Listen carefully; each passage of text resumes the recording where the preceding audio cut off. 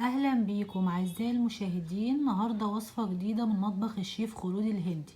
النهارده هنعمل مع بعض الكسكسي المغربي بطريقه سهله وبسيطه. يلا نبدا نقول بسم الله ونعرف ايه هي مقادير الكسكسي مع بعض.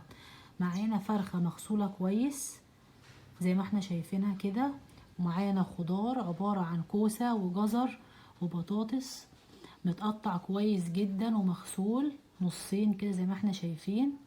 ومعانا الكسكسي بتاعنا عبارة عن كيلو من الكسكسي، ومعانا حمص، ومعانا طماطماية مبشورة، ومعانا بصلة مفرومة، ومعانا توم، ومعانا البهارات بتاعنا عبارة عن معلقة كركم ومعلقة ينزبيل ومعلقة كمون او فلفل اسمر.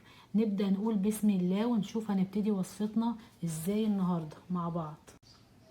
اول حاجة في وصفتنا هناخد الفرخة نسويها زي ما بنسوي الفراخ بتاعتنا، تمام. هنسويها وبعد كده هنصفي الفرخة ونبتدي نشوف هنعمل ايه مع بعض. طماطم والثوم، هبتدي اسوي الفرخة، هحط البهارات والبصل والطماطم واولع عليها، هحط الحمص بتاعنا يستوي مع الفرخة، وعلى النار هحط ميه تغلي وهسوي الكسكسي بتاعنا على البخار، تمام. هسويه على البخار وكل ما هسويه اقلبه كده بايديا مع معلقه من الزيت، اقلبه كده بمعلقتين او 3 من الزيت والسمنه. وعلى النار المغليه كده غليت ميه، وهبتدي اقلب الكسكسي واحط عليه زيت بايديا وافركه بايديا على البخار.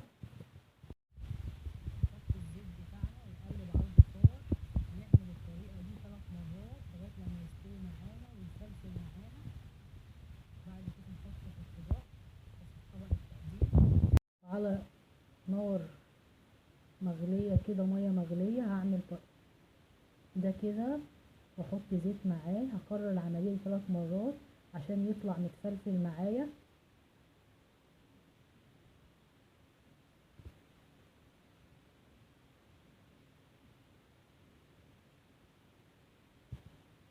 طبعا عشان التصوير انتوا هتعملوه بايدكم الاتنين عشان ينظبط معاكم مع معلقة الزيت او المعلقتين الزيت على حسب ما تحطي.